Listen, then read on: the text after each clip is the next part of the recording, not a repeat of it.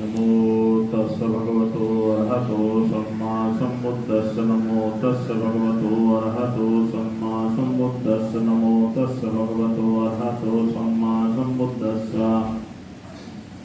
विश्व वंदनीय करुणा के सागर भगवान बुद्ध का धम्म और संघ को त्रिवार अभिवादन।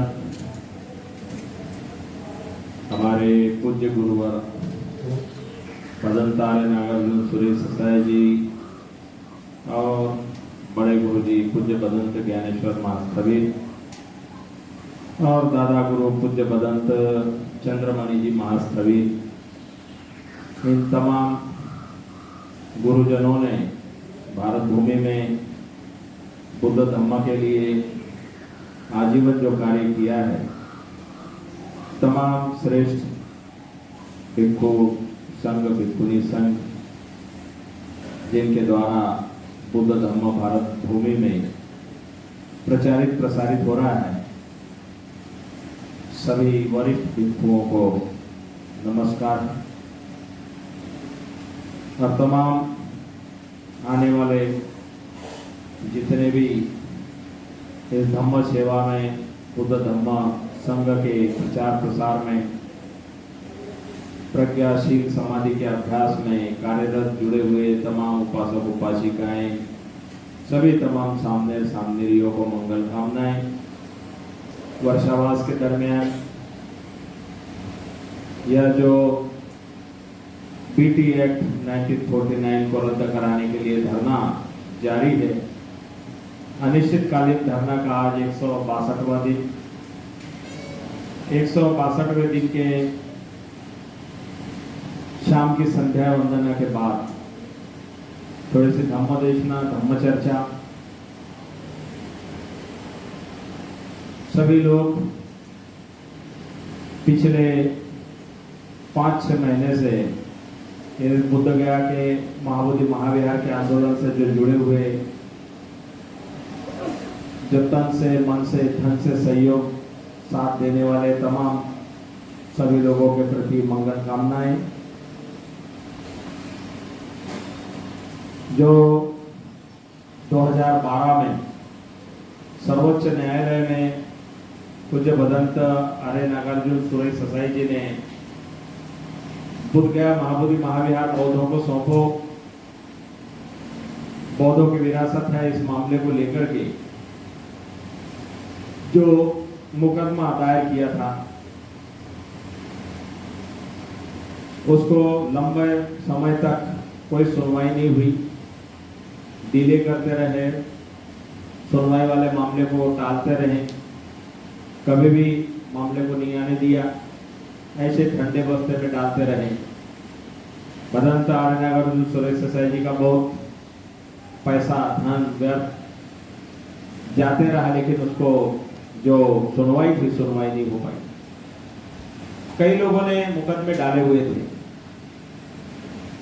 बुद्ध गया का जब आंदोलन शुरू हुआ था 1991 में, उसके बाद से कई बार बुद्ध गया में बार बार लोग आते थे, उसको टप्पा बोलते थे, पहला टप्पा, दूसरा टप्पा, तीसरा टप्पा, चौथा टप्पा, इस तरह से टप्पे में आंदोलन चला। 1995 में जो 86 दिन तक के लगातार बुद्ध गया में धरना प्रदर्शन चला, भूख हड़ताल, आमरण अनशन, उस भूख हड़ताल आमरण अनशन में बहुत से भंते लोग बहुत कमजोर हो गए थे।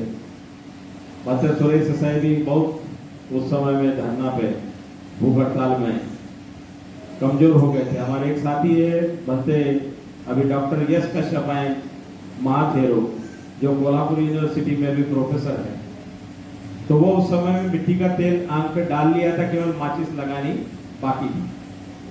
पकड़ा, सबने पकड़ा, बोला कि भाई मरना नहीं है, क्यों मरते हो? नहीं, न्याय नहीं मिल रहा है इसलिए मरेंगे वाला मामला उस समय में काफी सीरियस था।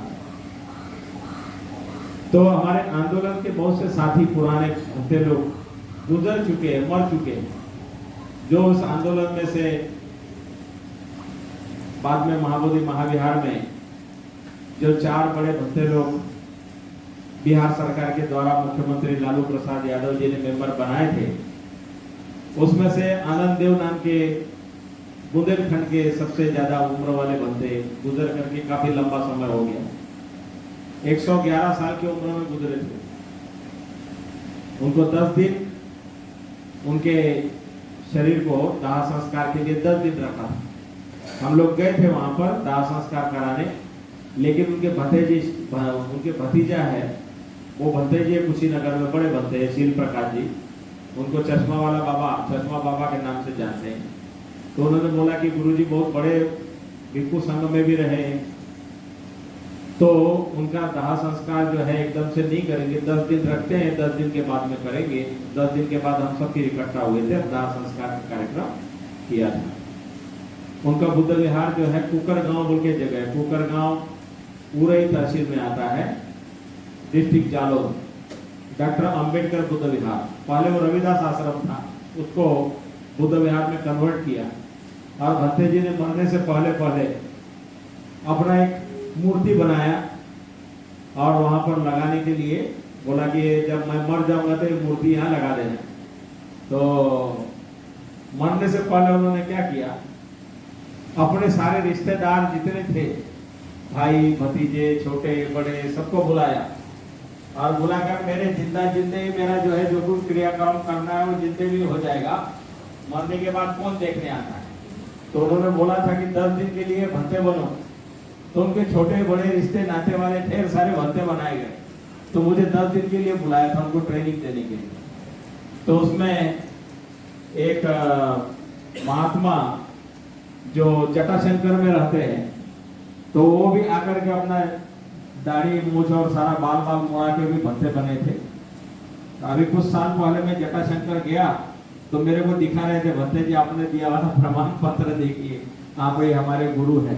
तो वहां पर जो है जटाशंकर में रविदास आश्रम में उसका वो प्रभारी, तो उसने ले जाके मेरे को जटाशंकर में घुमाया था, थोड़े से दबंग टाइप के, तो दिखाया घुमाया। तो अभी देखने से आपको नहीं लगेगा कि वो कभी भत्ते भी बना होगा, क्योंकि उसका रंग रूप जो है वो वहां के जटाधारी साधुओं के बीच में, लेकिन वो 10 दिन के लिए श्रावण बन के प्रशिक्षण लिया था। तो आनंद देव महात्मा पढ़े लिखे नहीं थे, लेकिन बहुत जबरदस्त और बहुत दबंग रहे। उनके समय में उन्होंने बहुत बड़े बड़े काम किए, ढेर सारे भत्ते लोगों का निर्माण किया। सेवड़ा दतिया में वो सेवड़ा बोल के एक जगह है, वहां नदियों में ले जाकर के उपसंपदा कार्यक्रम कराते थे। और वो ये छेरी पूरा का पूरा क्षेत्र, तो बुंदेलखंड जो है वो चंबल घाटी वाला एरिया है, तो वहाँ बंदूकें और गोलियां और वो सारा डाकुओं का एरिया, उसमें उन्होंने बहुत प्रचार का काम किया और अलग जगह करके काफी गांव-गांव में लोगों को तैयार किया था। उसमें से काफी उनके शिष्यों में, साथियों में डकैत, गुंडे, बदमाश, जिनको सरकार ने एकदम टारगेट कर दिया था, फिर उन लोगों को सुधार करके और भत्ते जी ने अपने साथ में रखा। और वहां पर जो जातिवाद, बहुत ज्यादा भयंकर जातिवाद था, तो उस जातिवाद के खिलाफ ये लोग सब लड़ते थे। पढ़े लिखे लोगों ने नौकरियां छोड़कर, मैंने नौकरी नहीं की, समाज के लिए वो लोग डाकू बने, समाज की रक्षा के लिए डाकू बने, और डाकू बन के और सबक सिखाया काफी उस जगह में, उस क्षेत्र में। तो भत्ते जी जो थे वो बहुत माने क्रांतिकारी और बहुत दबंग थे। 10-15 राइफल लेके चलते थे, साथ सारे चेले चलते थे उनके, क्योंकि वहां पर ठाकुर लोग बोलते थे कि अम्बेडकर का नाम लेने वाले को गोली मार देंगे। तो जाकर के वो रात भर खंजरी वंजरी बजा करके प्रचार करते थे और बोलते थे कि तुम्हारे बंदूकों से गोलियां निकलेगी, हमारी बंदूकों से पानी निकलने वाला है। तो इस तरह का वो दबंग, काफी मजबूत भी थे, तो लड़ाकू थे, मजबूत थे। और मरते समय तक उनको घी खाने को चाहिए था, घी, बिना घी के वो खाना नहीं खाते। 50 ग्राम कम से कम चाहिए ही चाहिए, ज्यादा से ज्यादा 200-250 ग्राम तो खाती थी। और कई बार उनको अस्पताल में ले गए उनके भतीजों ने, तो डॉक्टर बोलता था आप यही भर्ती रहोगे, ये नहीं खाओगे, वो नहीं खाओगे। तो बोले क्या मैं मरूंगा नहीं यहाँ, जब मर नहीं तो फिर यहाँ क्यों रहूंगा, जाऊंगा मैं अपने जगह। तो वो उस तरह से उनका स्वभाव, और भजन बड़े जोर से ऐसे गाते थे, कबीर पंथ के विचारधारा वाले। तो दबंग विचार होने की वजह से वो बोलते थे कि भाई शील पालन करना है ना, जब जिंदा रहेगा आदमी तब तो शील पालन करेगा, जब हम मारे देगा तो कहां से शील पालन करे। इसलिए जिसको उसकी भाषा में जवाब देना बहुत जरूरी है। तो वो यहाँ पर आंदोलन में अपने शिष्यों को लेके आते रहे भक्त सुरेश देसाई जी के साथ में। काफी संख्या में उनके शिष्य थे। तो सब के सब दबंग, अन्याय के खिलाफ लड़ने वाले। तो वो आंदोलन चला 86 दिन तक। वो 86 दिन के आंदोलन के कुछ बनते लोग बाद में हमारे साथ में बोध गया महाबोधि महाविहार में सेवा में रहे। कुछ गुजर गए, अभी गिने चुने कुछ बचे हुए हैं। और ये भक्ति जो है मेरे पास उस समय में 4-5 साल सेवा में रहते समय में था। और उसके बाद से फिर तो इनके पिताजी की डेथ वगैरह हो जाने के बाद पूरा जीवन भक्ति बन करके सेवा में। तो आज जो है हम लोग इस आंदोलन के कारण महाबोधि महाविहार में हमने 6 साल सेवा की, उसका सौंदर्यीकरण किया। काफी कुछ 2 बिजली के ट्रांसफार्मर लगाए वहां पे। वो पोखरा जो तालाब उसकी सफाई करके उसमें जो मुचलिन नाग का जो बना हुआ है उसका पेंटिंग करा करके, और आसपास में जो सुंदर जितना देख रहे हैं वो सब करवाने में हम लोग लगे रहे। महाबोधि विहार का जिस वाले केमिकल वॉश करवाया था, पेड़ पौधे उग गए थे तो उसको निकलवाए, केमिकल वॉश किया। तो उस समय पास लगा करके पूरा ऊपर से नीचे तक बांधा था। मैं 2 बार उसमें चढ़ा उस समय काम देखने के लिए लोगों के साथ में। बाद में फिर महाबोधि विहार के उस केमिकल वॉश करने के बाद भी मामला रुका नहीं, तो फिर उसको रिपेयरिंग करना था, पूरा रिपेयरिंग। तो रिपेयरिंग करने के लिए पुरातत्व विभाग के लोगों के साथ मिलकर के एक एस्टीमेट बनाया 45 लाख रुपया। तो उसको पुराने ढंग से करना था, माने चूना, सुर्खी, गुड़, ईंटों का बुरादा। तो वो पुराने ढंग से जो बनाते थे, जो कई साल तक के टिकता। तो हमने उसका एस्टीमेट बनाया। उसके लिए पैसा इकट्ठा करने के लिए मैं 2-3 बार, एक बार जापान गया, 1-2 बार ताइवान गया, वहां से दान लेके आए, बहुत जगह से दान इकट्ठा करके।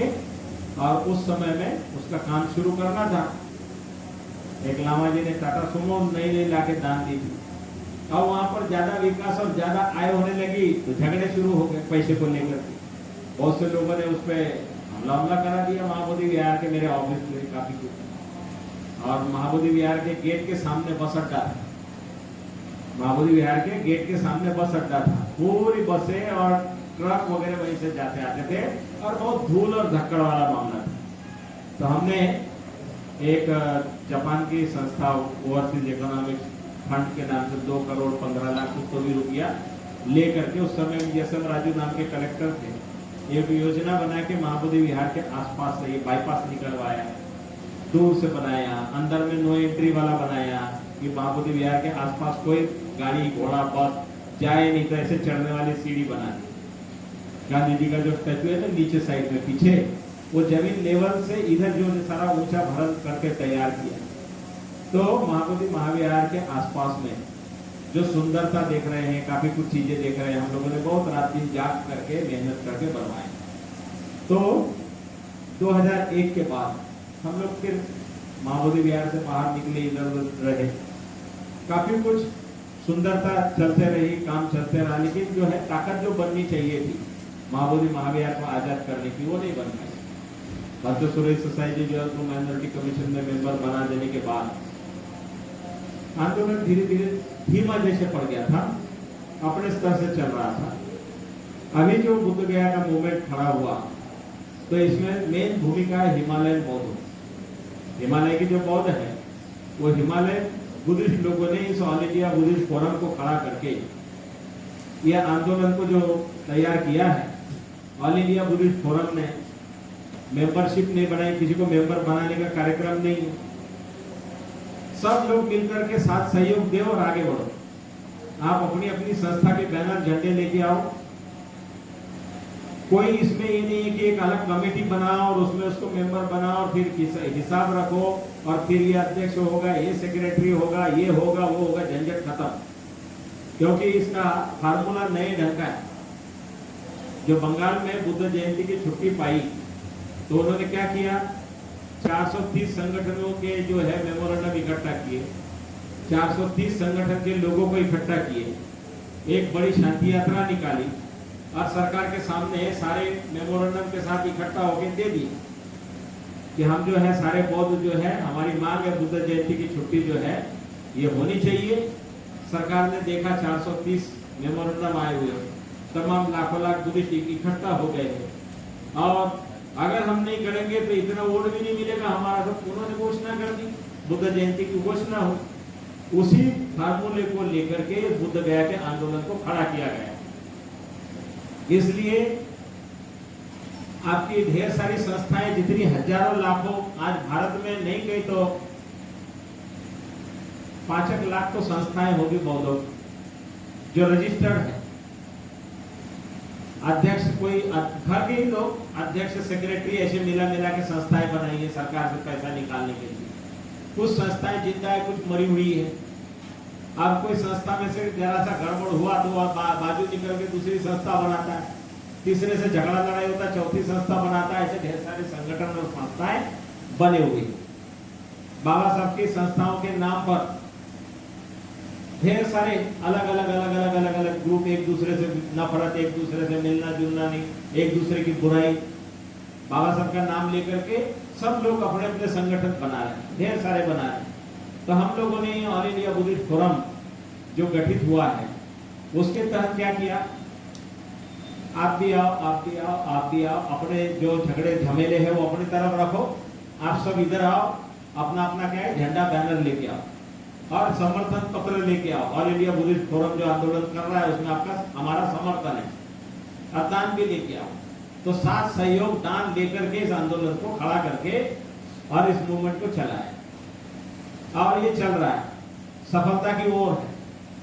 तो देखा अलग से कोर्ट में झंझट डालते तो 10 साल और 15 साल और लग जाते। इसीलिए क्या किया, हमारा अपना जो धरना था गोलंबर में, उसी समय उस गोलंबर के धरने से एक इंटरवेंशन डाला कि भाई 2012 से भत्तर सुरेश सोसाइटी का जो मुकदमा चल रहा था उसकी सुनवाई क्यों नहीं हो रही, उसी मामले को लेके डाला।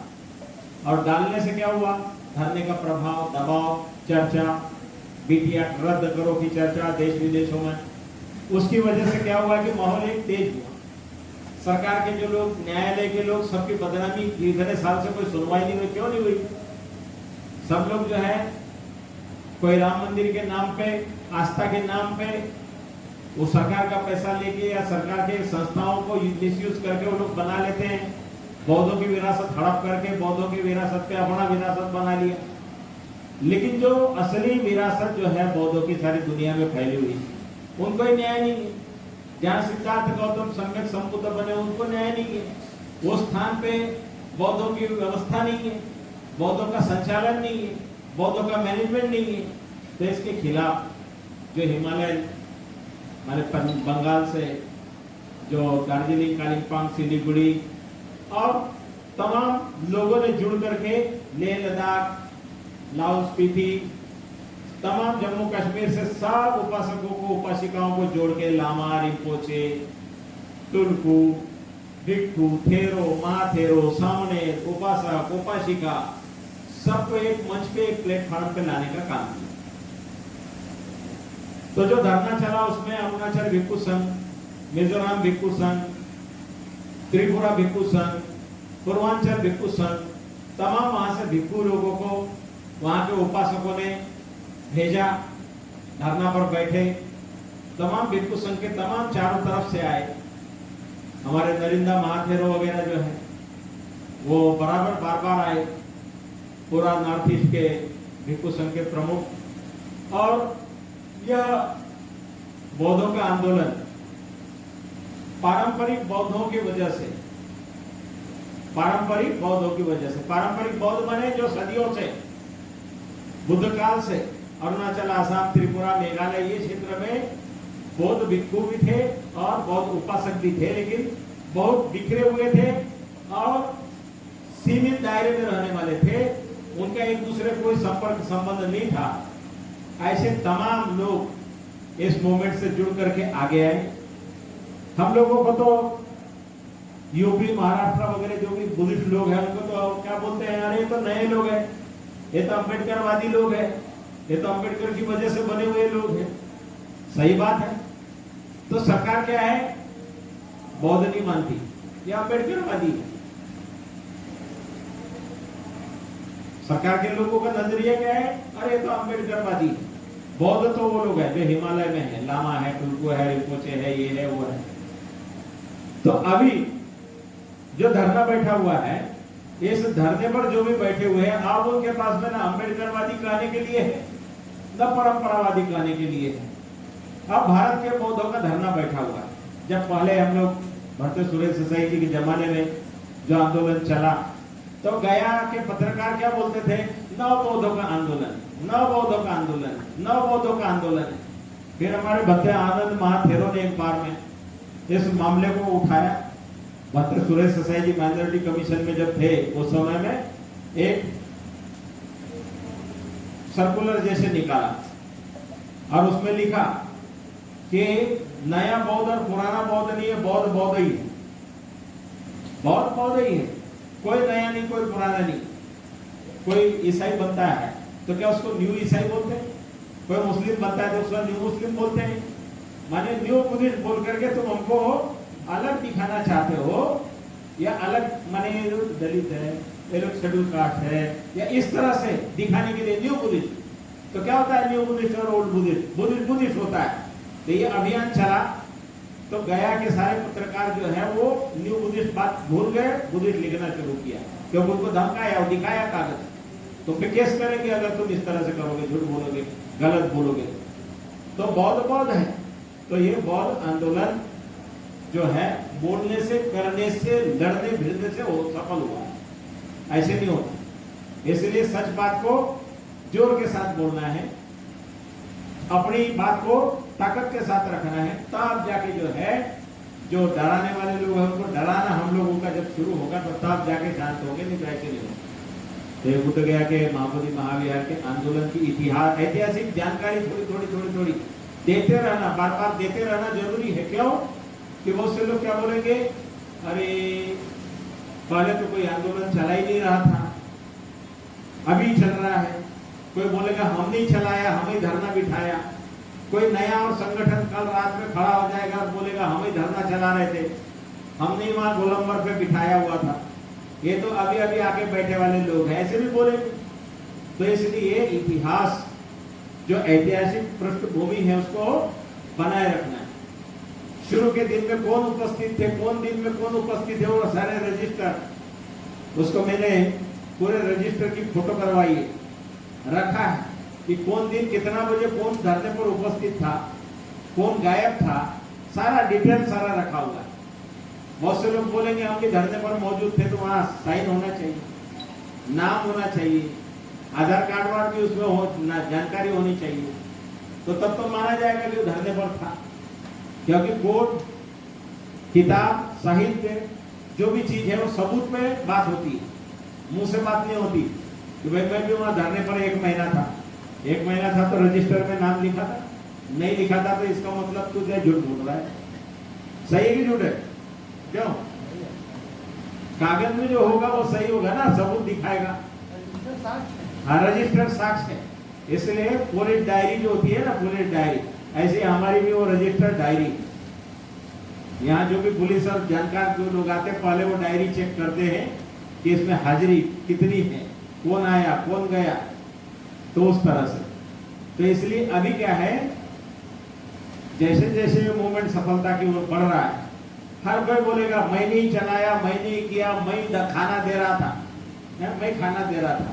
वो तो भूखे मर रहे थे उस समय में, हाँ हमने उनको जिंदा रखा, नहीं तो वो जो है मर गए होते।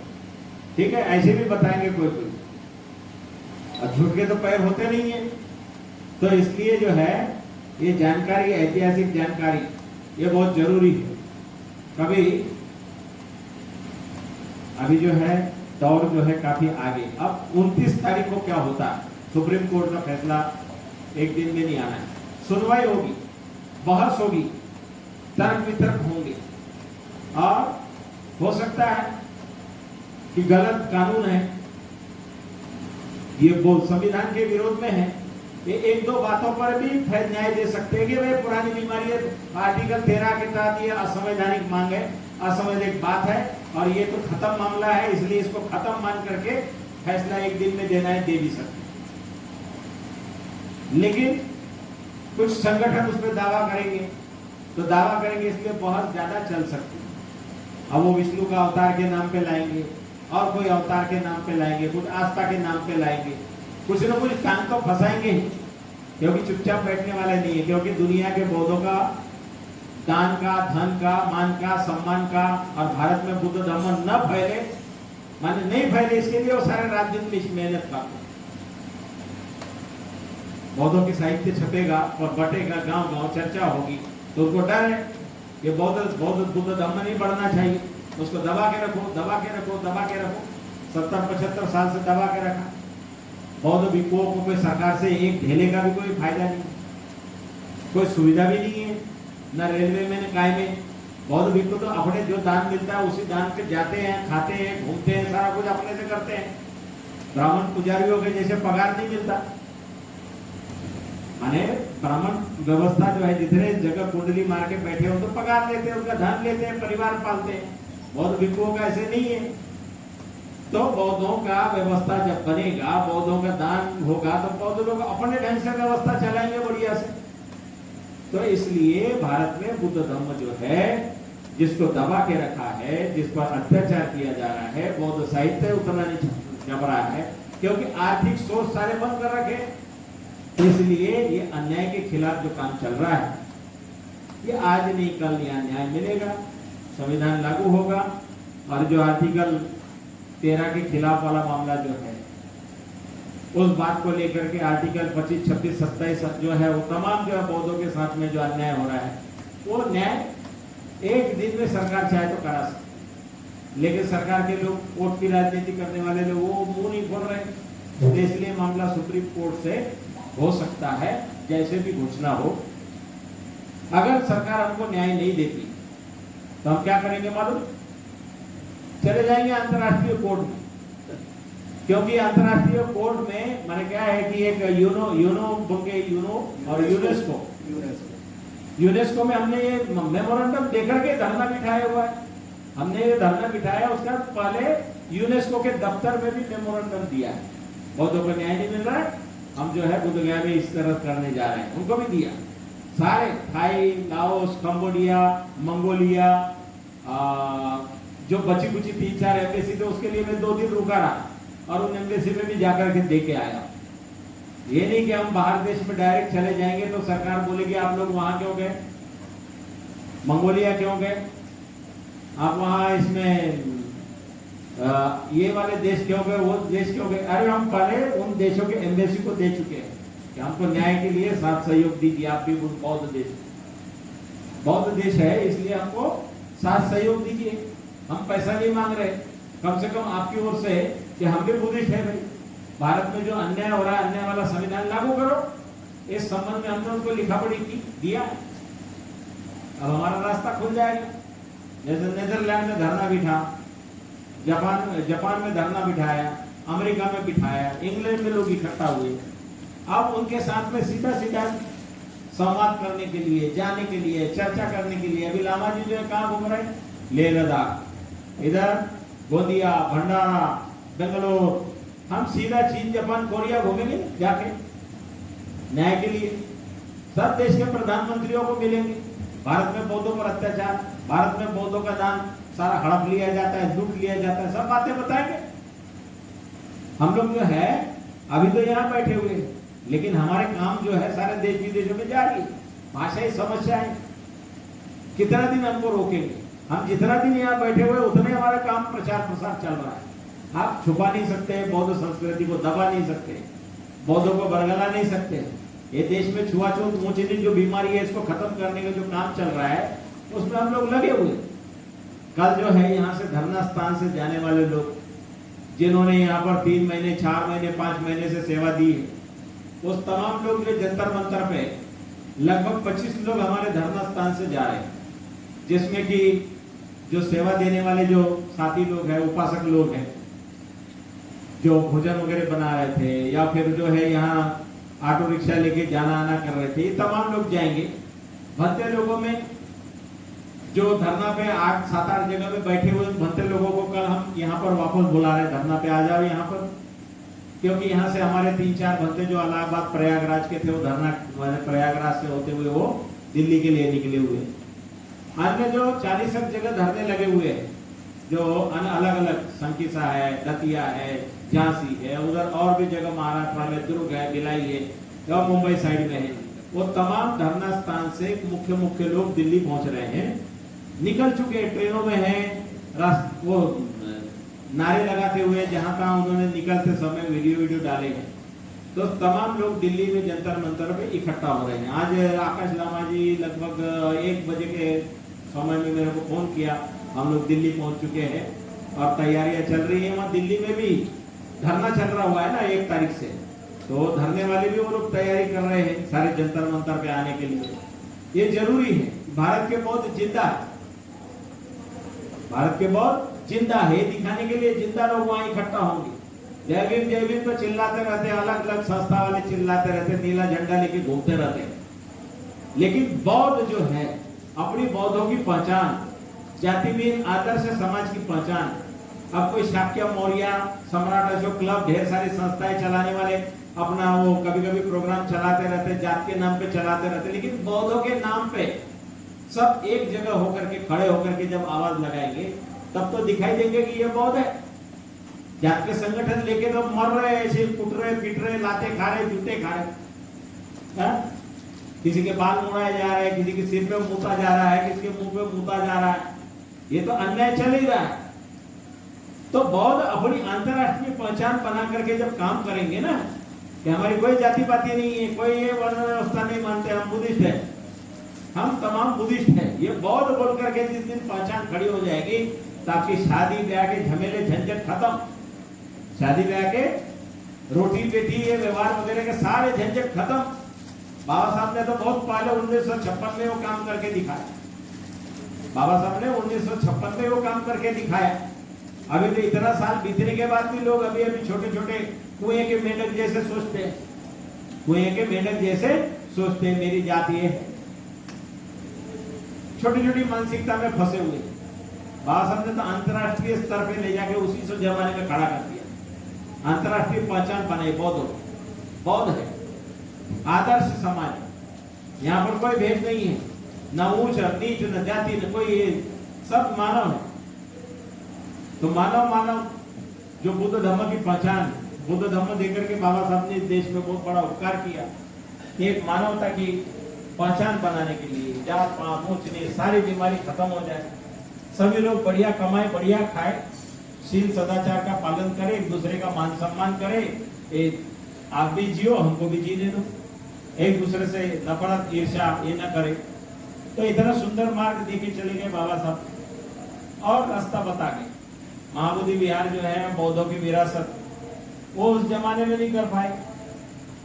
चले जाने के बाद क्या उनका जीवन जो है बौद्ध बनने के बाद दो महीने वो जी पाए, लेकिन करोड़ों करोड़ों बौद्धों को जन्म दे गए और करोड़ों करोड़ों बौद्धों में कुछ सैकड़ों की संख्या में भंते लोग पैदा हुए। कारवां बढ़ रहा है, आगे काम चल रहा है। तो तमाम जो दिल्ली जाने वाले लोग हैं वो घूमने नहीं जा रहे, मौज मस्ती के लिए नहीं जा रहे हैं, पिकनिक मनाने नहीं जा रहे हैं, काय के लिए जा रहे हैं? महाबोधि महाविहार बौद्धों का, बोध गया टेम्पल एक्ट निरस्त करो, जो बोध गया टेम्पल एक्ट 1949 उसको निरस्त करो, बौद्धों को न्याय दो। न्याय पाने के लिए जा रहे हैं, धरना करके वापस आएंगे। आगे में हम लोग, अगर भारत का संविधान हमें न्याय देता है तो हमारे भारत का सुप्रीम कोर्ट भी हमें न्याय देना चाहिए। क्यों? कि हम लोग इसी देश के नागरिक, सारी चीजें जो है संविधान सम्मत जो है वो यहाँ पर सारा संविधान का खिलाफ मामला है, तो उस खिलाफ मामले को संविधान सम्मत होगा, आज नहीं कल होगा। हम लोग जानते हैं कि खिलवाड़ भी कर सकते हैं, क्योंकि बदमाश लोगों की संख्या जो है ऊपर से नीचे तक बैठे वालों की भी, न्याय मिलने में देर लगेगा, लेकिन बहस शुरू होगी, काम आगे बढ़ेगा। वैसे सुरेश ससाई जी भी 27 तारीख को नोएडा में 27 तारीख को उनका प्रोग्राम, वैसे ससाई जी दिल्ली में रहेंगे और हो सकता है हमारे धरने पर उपस्थित रहेंगे। वकील जो है, वकीलों से भी बातचीत हुई है, जो एडवोकेट शैलेश नागनवरे जो है लंबा समय से जो कर रहे हैं, उनकी भी बातचीत लामा जी के साथ में हुई है। साथ ही साथ जो हमारा ये इंटरवेंशन डाले हुए एडवोकेट आनंद जोदड़े, आनंद जोदड़े भी जो है काम में मेहनत में लगे हुए हैं। तो उम्मीद है कि जल्दी न्याय मिलेगा, नहीं तो कोई बात नहीं, हम तो धरना चल ही रहा है, चलता रहेगा। हम जानते हैं कि 5 साल तक के बाबा साहब अम्बेडकर ने कालाराम मंदिर का सत्याग्रह चलाया था, क्योंकि अछूत को कोई एंट्री नहीं मिलती थी राम मंदिर में, क्योंकि लोग अछूत लोग मानते थे कि हम भी राम के भक्त हैं, राम भी हमारे हैं।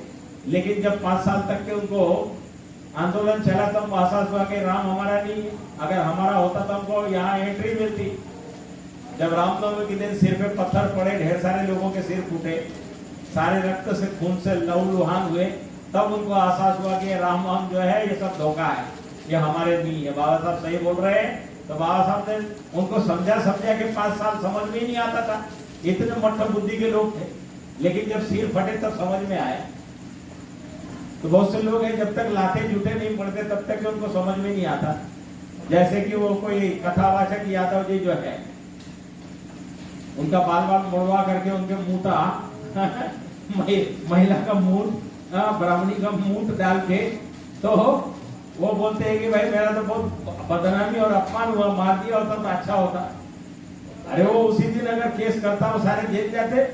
मानवाधिकार के तहत अपमान किया बोल के सब पे केस करके जेल भेजना चाहिए था, लड़ना चाहिए था। लड़ते तो सही में अहीर है। अब यादव जी क्या लड़ेगा, यादव जी बोल करके, यदुवंशी बोल के उसको तो मरवा देंगे बेमौत। लेकिन जब अहीर होगा तो लड़ेगा। अहीर माने असली नागवंशी, अही माने नाग, नाग होता है, नाग माने श्रेष्ठ होता है, वो किसी से डरता नहीं, दबता नहीं। तो नागों की संख्या बहुत ज्यादा है, लेकिन नाम बदल दिया है। वो ऐसे है कि उनको पहचान बना दी ना, यदुवंशी बना दिया उसको, नागवंशी को यदुवंशी बना के धोखा किया। जैसे कि कुशवाहा कोयरी जो है, उनको कुशवाहा माने कुश माने घास फीस खोदने वाले, वो सारे नागवंशी थे, उनका नाम बदल दिया, हाथ में थमा दिया दूसरा ही चीज। जैसे कि वाल्मीकि नाम देकर के, वाल्मीकि के ऋषि के नाम देकर के वो टोकरा और झाड़ू वाले, गंदगी उठाने वाले, अब कहते हैं कि वाल्मीकि ने रामायण लिखा, माने कलम पकड़े हुए थे। फिर ये झाड़ू टोकरा किसने थमाया भाई, जब कलम पकड़े वाले के थे? तो कलम पकड़े वाला वो नहीं था, उसको तो इन लोगों को मूर्ख बनाने के लिए वो सामने किया वाल्मीकि को। वो तो कहता मैं प्रचेता का पुत्र हूं, मैं तो ब्राह्मण हूं। तो ये जो ताकतवर लोग हैं, लड़ाकू लोग हैं, इनको मूर्ख बनाने के लिए भगवान वाल्मीकि के नाम पर ठोक दिया। तो ऐसे ही यहाँ पर यदुवंशी का भी हाल किया। माने अहीर जो है नागवंशी को यदुवंशी बता के उसका सारा इतिहास बिगाड़ दिया। और उसको मोड़ दिया किशन के नाम पे, असली इतिहास से लेके झूठे इतिहास में डाल दिया। वैसे ही नुनिया जो है, उन नुनिया लोगों को भी शब्द भेदी बांध चलाने वाले नुनिया, उसको बता दिया पृथ्वीराज के खानदान के लोग, अगर आप आरक्षण लोगे, अंबेडकर की बात करोगे तो निजात हो जाओगे। तो ये 1885 में जब कांग्रेस की स्थापना हुई, उस समय गांव गांव टोली चली लोगों को बरगलाने के लिए, अंबेडकर का नाम मत लो, अंबेडकर का साथ मत दो, अगर उसका साथ दोगे निजात हो जाओगे, आरक्षण का विरोध करो, ऊंची जाति हो, तुम तो छतरी हो। किसी किसी को जनेऊ पहना दिया छतरी के नाम पर। अब जनेऊ पहना कई लोगों ने, उनको घमंड हो गया हम छतरी हैं, हम बहुत बढ़के हैं। और जहां पर ऐसे मुंह वगैरह डाल करके मारपीट करके और उनको ये तो उनको हम छतरी थे तो क्यों मार खाया? हाँ, तो ये ठाकुर के नाम पे, छतरी के नाम पे वो जो मार खा रहे हैं, तो उनको अब पता चल रहा है कि हम ठाकुर भी नहीं है और छतरी भी नहीं है। हम जो है अब पढ़ रहे संविधान। क्यों? जो भी मारपीट माने लाते जूते खाता है तो कहां जाता है? संविधान के सहारे पुलिस स्टेशन जाता है। तो वहां रामायण काम नहीं आता, महाभारत नहीं काम आता है, कोई धर्म ग्रंथ काम आता, वहां तो संविधान काम आता है। तो इसलिए लाते जूते खाने के बाद बाबा साहब याद आते। वैसे तो दिन भर गाली देंगे बाबा साहब के नाम से, लेकिन कब जब कुछ बीतती है ना उसको संविधान याद आता है और बाबा साहब अम्बेडकर याद आते हैं। तो इस देश में जो भी सुधार हो रहे हैं वो लाते जूते खाने से हो रहे हैं, ऐसे नहीं हो रहे सुधार। बहुत से लोग, हमारे साथ भी हुआ था हनुमान मंदिर में, हमको मेरी माँ को बोला था ये तुम्हारा लड़का जो उसको शनि लगा हुआ है, तो शनि लगाया तो 7 शनिवार जो है उड़द के दाने और हाथ में लोटा लेके एक जल लोटा चढ़ाना है हनुमान पे। तो हमको गए वहां, तो जाकर के तो गांव का पुजारी था, तो उसने तो गाली गलौज करके हमको उसमें चढ़ने नहीं दिया मंदिर। जबरन किसी तरह से जाके चढ़े तो बहुत बवाल हुआ, हल्ला हंगामा हुआ। तब उस समय में चौथी क्लास में पढ़ रहा था, तो तब की था उस समय तो हम कट्टर बड़का हिंदू अपने को मानते थे, चंदन तिलक लगा करके और कथा वथा बांटते थे घर में। बाद में जब मैट्रिक पास किया, मैंने मैट्रिक पास किया, तब बाबा साहब अम्बेडकर की जीवनी पढ़ा, तब जाके लगा कि बाबा साहब अम्बेडकर बहुत बड़े आदमी थे, हमको भी बड़ा आदमी बनना है, इसलिए हम औरंगाबाद पढ़ने के लिए गए, औरंगाबाद महाराष्ट्र वाला। तो पढ़ते पढ़ते पढ़ते पढ़ते बड़ा आदमी बनने के फेर में तो हम बनते बन गए, इससे बड़ा और कौन आदमी बनना है। तो इसलिए छुआछूत के चक्कर में, अंधविश्वास के पाखंड के चक्कर में हमारी भी यात्रा इसी तरह से गई है, क्योंकि वो जात पात जो है, ये देश में जो बीमारियां हैं, उन बीमारियों से जो नहीं गुजरेगा उसको कुछ मालूम नहीं होता है। बहुत से लोग हैं उनको कोई उनके नहीं बीती है, इसलिए उनका जीवन अपने ढंग का है। तो हम तो ये बाबा साहब के जीवन संघर्ष से, कालाराम मंदिर के सत्याग्रह, उसके बाद महाड़ चौदार तालाब का पानी, ये सारे संघर्ष के इतिहास को जान करके, और फिर बाद में बनते बनने के बाद इस आंदोलन, बुद्ध गया के आंदोलन में बनते सुरेश ससाई जी के साथ में आए, और साथ में आने के बाद 30-32 साल इस आंदोलन में चला गया। तो आज नहीं कल सफलता जरूर मिलेगी, और ये काम इतना हो गया है, ये बात जगह जगह फैल गई है, बच्चा बच्चा बोल रहा है, बोल क्या टेम्पल एक्ट रद्द करो, बीटी एक्ट रद्द करो, रद्द करने की चर्चा हर जगह हो रही है। और जब से ये ऑल इंडिया बुद्धिस्ट फोरम ने नेटवर्क बना करके देश दुनिया में जो बात फैलाई है, बात तेजी के साथ फैली। अब बात फैलाने वालों ने बात फैलाई, आकाश लामा आंदोलन में आगे आगे है, आकाश लामा को बुराई और गालियां देने वालों की जमात पीछे पीछे है। अब वो बुराई करके पैसा कमाना चाहते हैं, बुराई करके भी, अरे भाई ठीक है, तुम्हारा मकसद ही पैसा कमाना है, चंदा वंदा जमा करना है, यात्रा वात्रा निकालनी है, करो, क्योंकि कोई काम तो चाहिए।